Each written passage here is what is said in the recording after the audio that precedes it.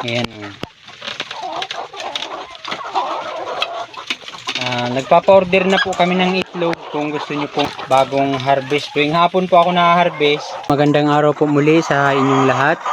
Ayan, mamumulot po tayo ng itlog ng mga manok. Kaya lang po ay bago po natin gagawin yon ay papakainin po natin muna sila at wala na pong laman yung kainan nila.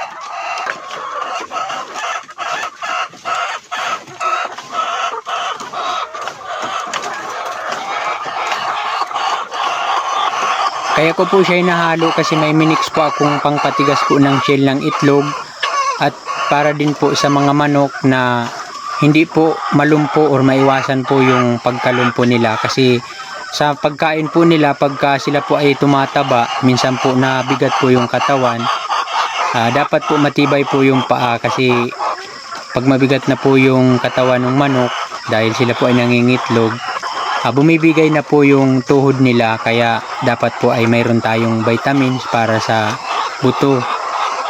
Kaya ako po siya minimix bago po ipakain.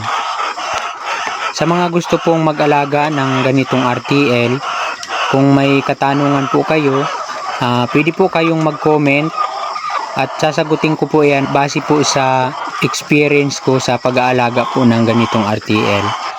Shoutout po pala sa lahat po ng mga bumibili sa akin ng itlog ng manok.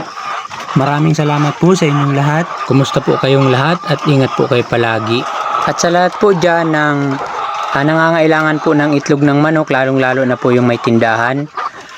At kung malapit ka lang po dito sa amin, pwede po kitang supplyan sa pangangailangan mo po sa iyong tindahan. Hindi mo na po kailangan pumunta kung saan saan para maghanap po ng itlog na paninda. Ito po ay bagong-bago kasi araw-araw po ako nag-harvest. Panigurado po na laging bago at sariwa ang yung paninda. PM ka na lang po at baka po ay maunahan kanila kasi ako din po ay naghahanap na din ng permanenteng dalahan ng itlog. Hirap po kasi pag yung hiwa-hiwala yung pinagdadalhan ng itlog. Kaya gusto ko po yung isahan lang.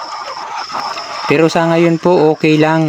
Medyo tiyaga-tiyaga lang po ng kaunti.